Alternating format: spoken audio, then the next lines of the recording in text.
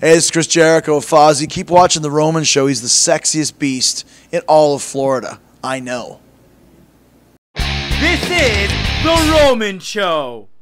All right, well, Chris, thanks so much for taking some time speaking to us. First, I want to let you know, amazing show, incredible energy. For those folks that haven't seen you live and you're coming to town, you have to go. Tell me a little bit, explain to the people what type of stuff your band delivers, you and the rest of the guys, because the thing I noticed is a bunch of energy from you and the rest of the band. You guys have a lot of fun. Yeah, well, and that's kind of our vibe is that, you know, we want to be, I think I told you this yesterday, our mindset is like, here, I'll hold this. It's like Van Halen in 1979. Everybody on stage is having a good time. And if you go watch those old Van Halen videos, they don't have pyro. They don't have like any type of real elaborate stage set. They are the show, and that's our attitude. We are the show. You know, we come to town. We don't have a dragon flying from the ceiling. We don't have fire shooting out of the drummer's kit. We put on the show. And that's a great way to be, because sometimes if you have production or whatever, oh, my production doesn't work or this failed, whatever, we don't need it. We are the show. And whether we play a stadium or whether we play a club or whether we play an arena or anything in between, we know exactly what to do to get people into it, because you have to connect with your audience. That's the most important thing. And we're able to do that because of the energy we have. It gets people involved. People who don't know our band will come and go, well, I'll check this out. I'll see what it's like, whatever. It's probably going to be like whatever. And then they leave going, this is one of the best shows we've ever seen. There's no breaks in our show. There's no lulls. We know exactly how to take the crowd on a ride. And it's not just me. It's every member of the band. Everybody gets their moment to shine. Everybody gets a chance to do their thing. Everyone gets a spotlight on them. And that's very important, and I think that's one of the reasons why we have such a great reputation of being a great live band, because it's 5 guys on stage all going for it and giving it their all. That's very infectious. Yeah, Chris, I even ended up with the whole Eddie Van Halen jump. I remember. I took note of that. Quick, and I'll talk to you about wrestling. I know we have short on time. Goldberg and you had a little rivalry in there. Have you spoken to Goldberg since? Have you hugged it out? Are you friends? What's the status between you guys? And would you like to face him? I know that you were trying to get that thing done by WCW. I remember watching it at the rivalries and everything. But what's the history between you and Goldberg? Well, I mean, we did work with each other in WWE once he got there. You know, when you're young and crazy, everybody's all hyped up, and we were in WCW together, and it was a different world then. And you know, things happen all the time.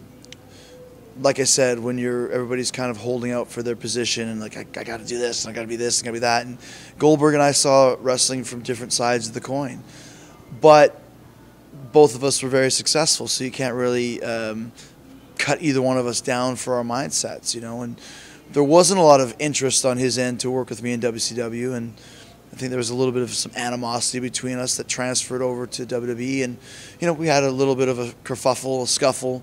It wasn't what everybody says it was, where Jericho beat up Goldberg and took him down and tied him in a knot. It was, you know, I stood up for myself and I held my ground, and it was what it was. And it was unfortunate for Bill because it was on his first day of work in the WWE, so he kind of got labeled right off the bat. But we did work with each other. We had a pretty decent match, if I recall. And would I ever want to face him? Hell no. He's crazy, man. He's like twice my size. So it was one of those ones, if you want to score it, okay, Jericho won, Goldberg nothing.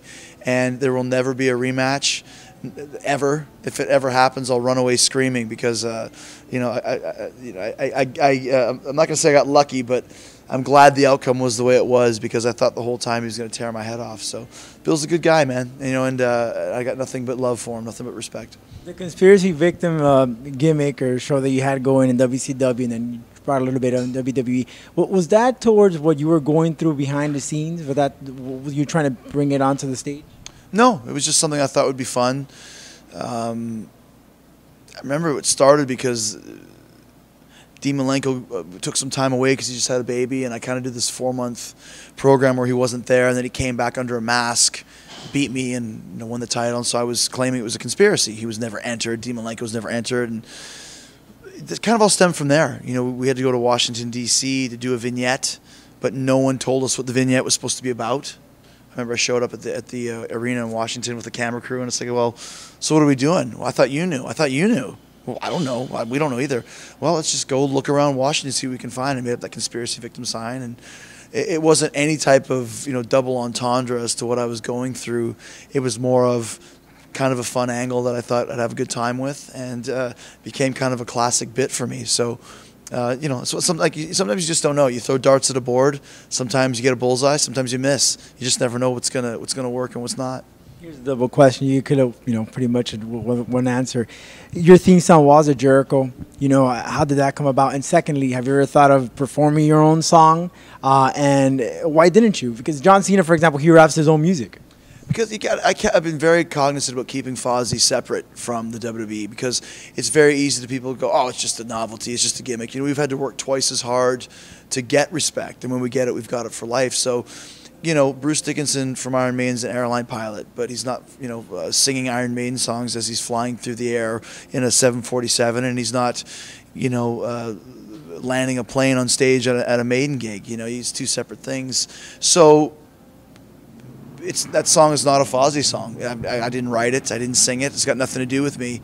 It's a Jim Johnson creation, and that just came about. He's great at tapping into what different guys bring to the table and their personalities and that sort of thing, and he really finds the vibe of how a person should enter the ring. So it's cool. Like I've always thought that.